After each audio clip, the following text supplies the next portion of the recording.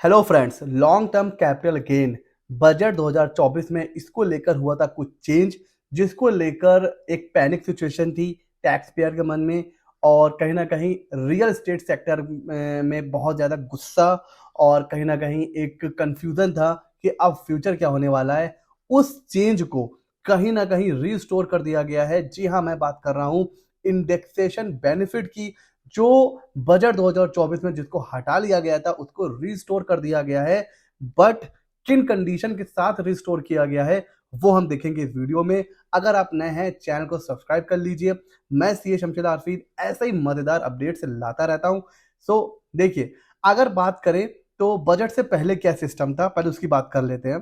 तो देखिए, इंडेक्सेशन के साथ जो भी real estate immovable property land building उसको जब आप सेल करते थे, तो अगर लॉन्ग टर्म गेन हो रहा था तो आपको इंडेक्सेशन के साथ 20% का टैक्स बनता था। इंडेक्सेशन क्या होता है कि जो भी आपकी परचेज कॉस्ट है उसको आज के हिसाब से कैलकुलेट किया जाता है, जो महंगाई इन्फ्लेशन हो चुका है उसके हिसाब से एडजस्ट कर दिया जाता है। जैसे अगर कोई प्रॉपर्टी आपने 2 लाख की परचेज करी 2005 में, तो उसको इंडेक्सेशन करके आज की टाइम के हिसाब से, जैसे वो 3 लाख की प्रॉपर्टी हो सकता है 7 लाख की बन जाए, 8 लाख की बन जाए, 10 लाख की बन जाए। वो एक पूरा फॉर्मूला होता है। तो उस बेनिफिट को कहीं ना कहीं खत्म कर दिया गया था। तो बजट से पहले ये था कि भाई इंडेक्सेशन के साथ आप 20% टैक्स पे करिए और इंडेक्सेशन का बेनिफिट मिल जाता था। उसके अलावा कुछ एग्जेम्पशंस थी, डिडक्शंस थी, है ना। कुछ एग्रीकल्चर लैंड के लिए थी, कुछ रेजिडेंशियल प्रॉपर्टीज के लिए थी, तो वो डिडक्शन वगैरह अलग थी। और जो होल्डिंग पीरियड होता है लॉन्ग टर्म कैपिटल गेन का लैंड बिल्डिंग के केस में, वो होता है 36 मंथ। 3 साल से ऊपर अगर आप बेचोगे तो लॉन्ग टर्म गेन, और अगर 3 साल से पहले बेचोगे तो शॉर्ट टर्म गेन। तो इंडेक्सेशन का जो बेनिफिट है वो सिर्फ लॉन्ग टर्म के लिए था, शॉर्ट टर्म में तो वैसे भी नहीं था। अच्छा सर, चेंज क्या हुआ फिर बजट में? सबसे पहले तो लॉन्ग टर्म गेन का जो टैक्स था उसको 10% से बढ़ा के 12.5% कर दिया। अब आप कहोगे सर अभी तो 20% आपने बताया है। इंडेक्सेशन के साथ था 20%। इंडेक्सेशन के हटा के जिन जिन लॉन्ग टर्म एसेट पर इंडेक्सेशन का बेनिफिट नहीं मिलता है उनके ऊपर था 10%। शेयर्स हो गए या लैंड बिल्डिंग के अलावा जितनी भी लॉन्ग टर्म एसेट थी सबके ऊपर टैक्स था 10%, और इंडेक्सेशन के साथ था 20%। अब इसको सब कुछ हटा के सभी के लिए एक बराबर कर दिया 12.5%। इंडेक्सेशन वाली हो ना हो, कोई भी लॉन्ग टर्म एसेट है तो उसके ऊपर अब टैक्स लगेगा 12.5% से। अच्छा जी, शॉर्ट टर्म गेन को 15% से बढ़ाकर 20% कर दिया। अच्छा, उसके अलावा इंडेक्सेशन के बेनिफिट को ही खत्म कर दिया। लॉन्ग टर्म कैपिटल गेन के लिए बोला गया कि लैंड बिल्डिंग आप बेचोगे, लॉन्ग टर्म गेन होगा, कोई इंडेक्सेशन का बेनिफिट नहीं मिलेगा। और जो एग्जेम्पशन थी लॉन्ग टर्म गेन की, पहले 1 लाख थी, उसको भी बढ़ा के 1,25,000, 1,25,000 कर दिया। तो ये थी चेंज। यहाँ पर बवाल किस चीज के लिए हुआ? आपने रेट बढ़ा दिया, ठीक है, यहाँ पर भी थोड़ा बहुत बवाल हुआ। शॉर्ट टर्म का गेन बढ़ाया, यहाँ भी प्रॉब्लम हुई। बट मेन जो दिक्कत, जो गुस्सा और जो प्रॉब्लम हुई वो हुई थी इंडेक्सेशन बेनिफिट को हटाने को लेकर। इसको लेकर रियल एस्टेट के जो इन्वेस्टर्स थे, जो बिजनेसमैन थे, सभी का मन में एक ये बात आई कि भाई अब तो रियल एस्टेट में इन्वेस्टमेंट करना कहीं ना कहीं लेस बेनिफिशियल हो जाएगा। तो इसका इम्पैक्ट क्या हुआ? एक तो टैक्स लायबिलिटी इंक्रीज हो जाएगी कि भाई जब आप इंडेक्सेशन का बेनिफिट ही नहीं दे रहे हो तो फिर कहीं ना कहीं टैक्स लायबिलिटी इंक्रीज होगी। जब टैक्स लायबिलिटी इंक्रीज होगी तो जो इन्वेस्टमेंट मिलता था, जो रिटर्न मिलता था इन्वेस्टमेंट पे, वो कम होगा। तो जब इन्वेस्टमेंट पे रिटर्न कम होगा तो जो लोग इन्वेस्ट करते हैं उस ऑप्शन में वो भी कहीं ना कहीं कम हो जाएंगे। तो एक ये प्रॉब्लम आई रियल एस्टेट पे कि अब लोग जो यहाँ इन्वेस्ट करते थे वो लोग नहीं करेंगे। अच्छा, उसी की तरह हाउसिंग कॉस्ट भी अब बढ़ जाएगी। भाई जब सेल करने में आपको ज्यादा टैक्स पे करना पड़ रहा है, इट मीन्स इंडेक्सेशन का बेनिफिट नहीं मिल रहा है। इट मीन्स अगर आप कोई हाउस को खरीद के बेचते हैं तो अब आपको ज्यादा टैक्स पे करना पड़ेगा, तो कहीं ना कहीं उसकी जो कॉस्टिंग है वो भी बढ़ जाएगी।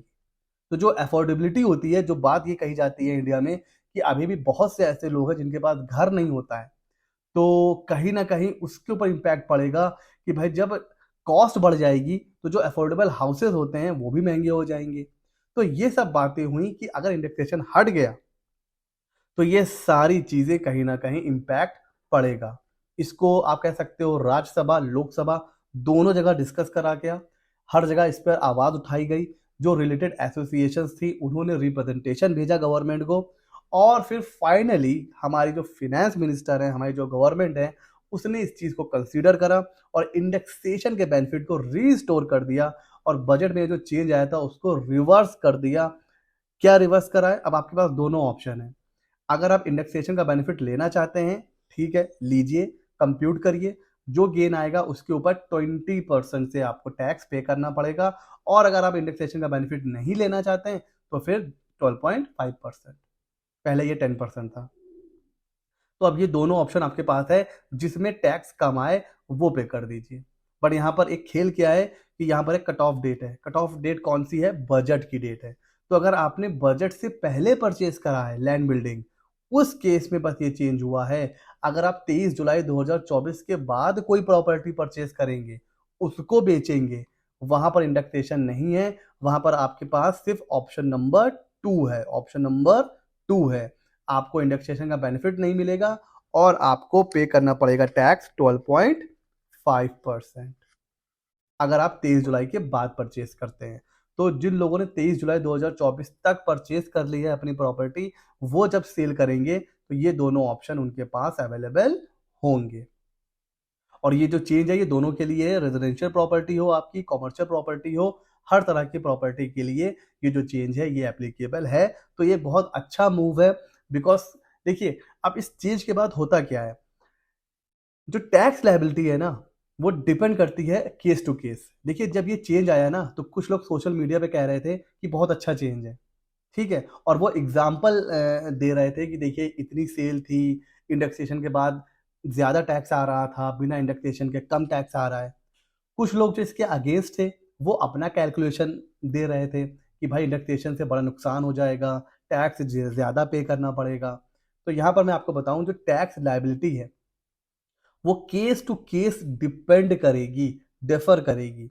कुछ को हो सकता है इंडेक्सेशन के साथ बेनिफिट हो, कुछ को हो सकता है विदाउट इंडेक्सेशन बेनिफिट हो। तो अब दोनों ऑप्शन आपके पास हैं।